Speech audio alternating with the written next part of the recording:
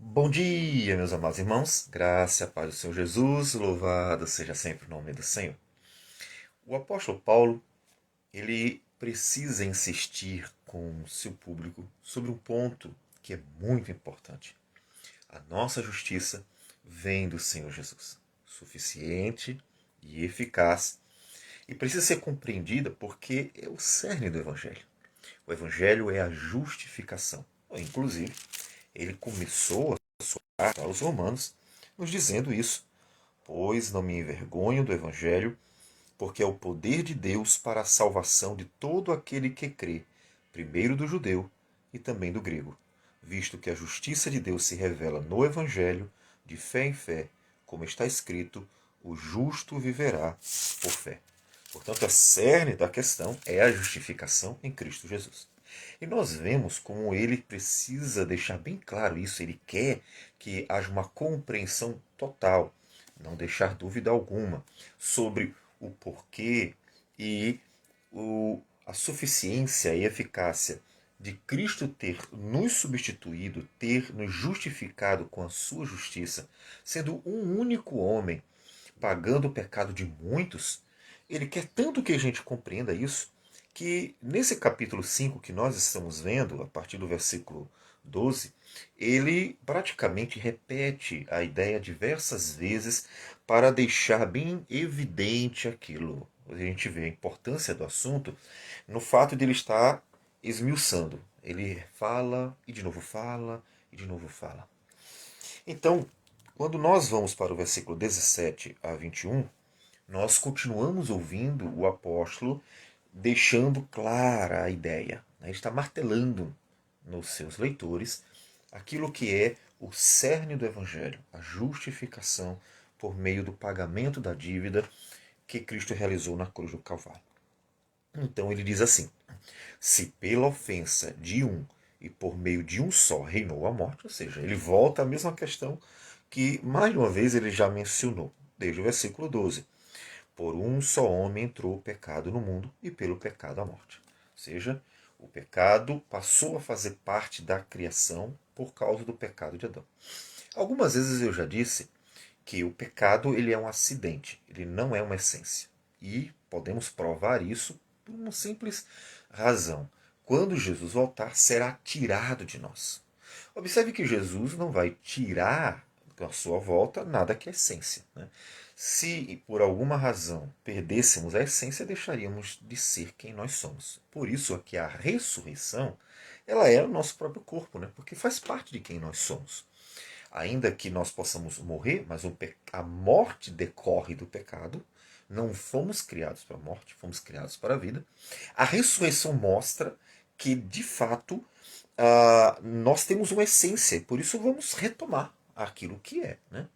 Então, nós encontramos no pecado que é algo temporário. O pecado ele não existia antes da queda de Adão e Eva. O pecado não existirá depois da volta de Jesus, quando ele purificar, né, tirar o pecado e, consequentemente, também a morte da criação. E então é um interregno. Então, isso é importante para a gente perceber a diferença entre essência e acidente. A essência é algo que está do começo ao fim. É a essência. Por quê? Porque é o próprio ser, define o ser. Então você não pode tirar. Se tirar, você tira a definição daquele ser. Então isso é a essência. Acidente é tudo aquilo que dá para ser tirado sem tirar a essência do ser, sem indefinir o ser. Né? Então, veja, a criação foi feita lá atrás e ela estava existindo muitos anos, existindo sem o pecado. Porque a criação não é definida pelo pecado. Como nós até já falamos sobre a humanidade. Errar é humano. Não, calma aí. De fato, o pecado está presente, mas não define a humanidade. Né? Você não usa o pecado para definir a humanidade. A humanidade não é definida pelo homem pecar. A humanidade é definida por o homem ter sido criado à imagem de Deus. Você tira o pecado do homem e o homem continua sendo homem. Você tira a imagem de Deus do homem, não existe mais homem. Porque nós somos definidos pela imagem de Deus. Então, havia uma criação sem pecado. Entra o pecado num certo momento. A criação continua com o pecado.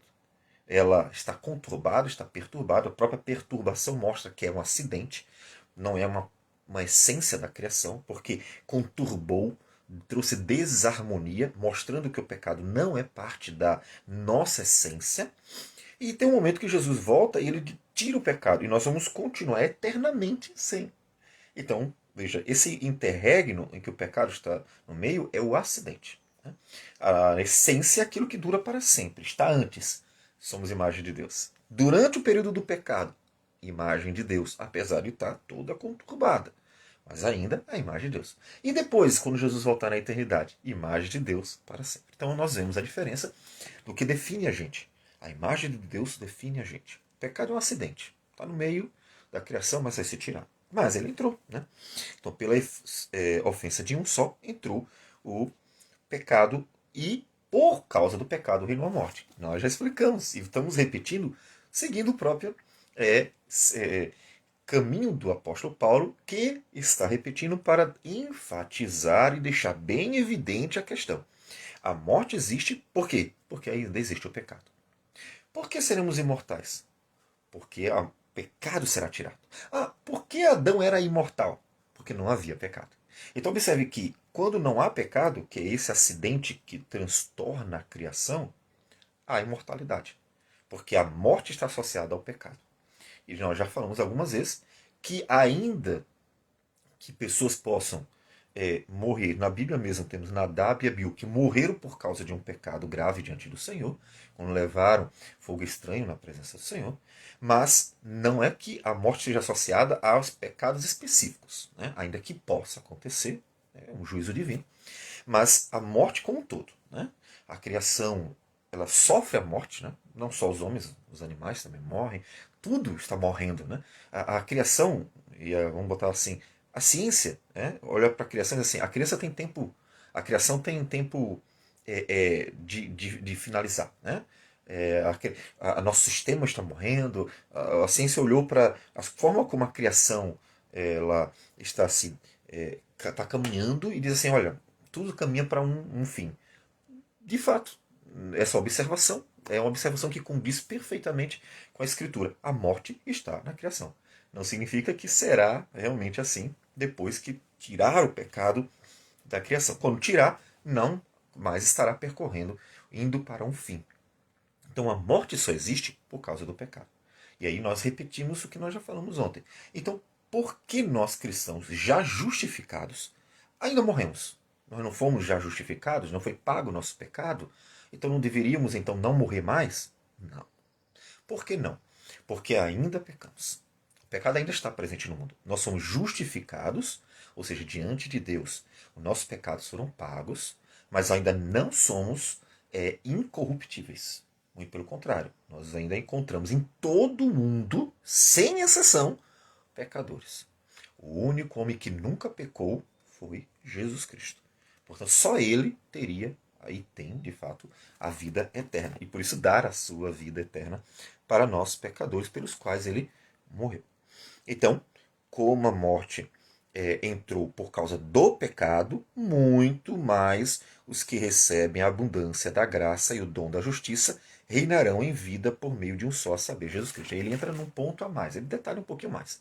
Veja, pelo pecado entrou a morte. E a morte está presente na criação por causa do pecado. Um acidente que trouxe outro acidente, que é a morte. Mas Jesus Cristo tirou, pagou, né, o primeiro acidente, mas não tirou ainda. E venceu a morte, o segundo acidente. Veja que Jesus Cristo venceu os dois. O pecado pagando totalmente e a morte ressuscitando. E quando ele voltar, então o que ele prometeu para nós é tirar o pecado e, consequentemente, também o que? A morte. Porque, inclusive, ele venceu os dois. E, então, do jeito que um homem trouxe o pecado e, pelo pecado, a morte, ele diz, da mesma forma, aquele que pagou o pecado também nos dá a vida. Então, um homem trouxe a morte e um homem nos dá a vida. Que nós já falamos, é a vida eterna de Jesus. Jesus não tivesse ido à cruz, claro que essa é só uma conjectura didática, né? Só para entender direitinho, não existe essa possibilidade, né? Se Jesus não tivesse ido à cruz, ele estaria vivo até hoje. Né? Um homem de 2000 anos, o único homem de 2000 anos. Né? Ou seja, Jesus tem vida eterna em si. Por quê? Nunca pecou? Quem não peca não morre, porque o salário do pecado é a morte. Então, quando ele pagou o nosso pecado, ele assumiu o nosso lugar, ele também, então, nos disponibilizou a sua vida. Ele tem a vida. Ele é eterno, porque ele nunca pecou. Portanto, ele dá a sua vida eterna para aqueles que se uniram a ele, em que recebem nele o perdão, a justificação. Então, reinarão em vida por meio de um só, a saber, Jesus Cristo. Por um homem entrou a morte, então é justo que por um homem se dê a vida. Essa questão é importante porque, vamos pensar aqui, um advogado poderia questionar, né? Mas que evangelho é esse? É que um homem paga a dívida de todo mundo, isso não existe. Como é que ele vai pagar a dívida de todo mundo? Aí ele tem que deixar bem claro isso. Ele deixa bem claro que, lembre-se que foi um homem que trouxe a morte, o pecado e a morte. E, portanto, é justo que por um homem também saia, ainda que sejam muitas ofensas. E ele reconhece, ele deixa bem claro, sim, é muitas ofensas, mostrando que a superabundante graça de Deus. Mas é justo, por quê? Porque foi por meio de um que entrou. Então, que por meio de um saia o pecado e também a morte. Pois assim, como por uma só ofensa veio o juízo sobre todos os homens para a condenação, assim também por um só ato de justiça veio a graça sobre todos os homens para a justificação que dá vida. Então, observe? Então, ele realçando o ponto e mostrando que é justo, né? Ainda que, além de ser justo, vai exaltar a superabundante graça de Deus, porque Deus distribui a sua graça para muitos pecadores, né? Não é um pecador lá, né? Ah, Adão pecou e Jesus pagou o pecado de Adão. Não, é de muitos, ele fala. Não é apenas o de Adão, né? Porque inclusive o pecado proliferou-se por meio da descendência de, de Adão. Então a superabundante graça também vai ser exaltada, né, perante os homens. Mas é justo. É justo porque entrou por um que saia por um só. Porque, como pela desobediência de um só homem muitos se tornaram pecadores, assim também, por meio da obediência de um só, muitos se tornarão justos. Então, é justo. Observe? Ele realça várias vezes, ele repete, deixando bem claro que é uma questão de justiça, porque, inclusive, Deus é um juiz. Né? Eu já mencionei diversas vezes que entendo que a criação ela compõe três atmosferas. A criação toda, tá? Não é só o planeta, a criação inteira, ela compõe três atmosferas. Elas são, digamos assim, são três cenários onde Deus manifesta algo sobre seu ser e suas obras. Entendo eu que o primeiro cenário é um templo, a criação é o templo, né? Não é um templo, prédio, igreja, não. A criação inteira é o templo de Deus. Ou seja, Deus não habita nela no sentido de que ela contenha Deus, porque nem mesmo a criação contém Deus. Deus é maior do que a própria criação. O universo não é infinito, Deus é infinito, né? Mas a criação é o templo de Deus, onde Deus é adorado. Né? E ali nós temos todos os elementos, né? O povo de Deus como sacerdócio, Jesus Cristo como o cordeiro que é sacrificado e assim por diante. Nós temos a segunda atmosfera, em que a criação inteira é um reino, em que Deus reina, Senhor absoluto de toda ela, e Jesus é o herdeiro, e aí temos os súditos dele, e até os inimigos, né, deste reino. Então, é um reino, a criação é um reino, o reino de Deus. E a terceira atmosfera é que a criação inteira é um tribunal. E aí a Bíblia várias vezes vai mostrar isso, em que Deus é o juiz, Jesus Cristo é o advogado de defesa, Satanás é o advogado de acusação, nós, os humanos, somos réus, e temos as testemunhas, que são os anjos, né? São testemunhas de todo esse desenrolar da história redentora, que é como se alguém estivesse contando, né, o que aconteceu com esses réus. Né? Então, a criação é o quê? É um tribunal. E a Bíblia fala várias vezes desses elementos do tribunal. Então, entendo que três cenários ou três atmosferas podem ser entendidas como sendo que Deus quis que assim fosse representado na criação inteira. Toda esses três cenários ou três atmosferas.